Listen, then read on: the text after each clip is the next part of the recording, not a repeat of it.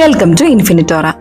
ഇന്ന് നമ്മൾ ഒട്ടും തന്നെ എണ്ണ ചേർക്കാത്ത അതും പുഴുങ്ങിയ മുട്ട കൊണ്ടുണ്ടാക്കിയ മയനീസിന്റെ റെസിപ്പിയാണ് ഷെയർ ചെയ്യുന്നത്.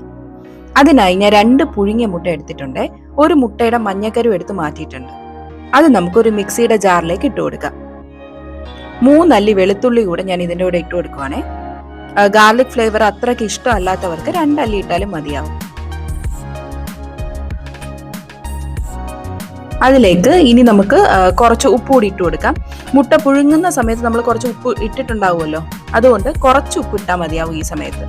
ഇനി നമുക്ക് കുറച്ച് നാരങ്ങ നീരൂടെ ഒഴിച്ചു കൊടുക്കാം. വിനീഗർ ഒഴിച്ചാലും മതിയാവും.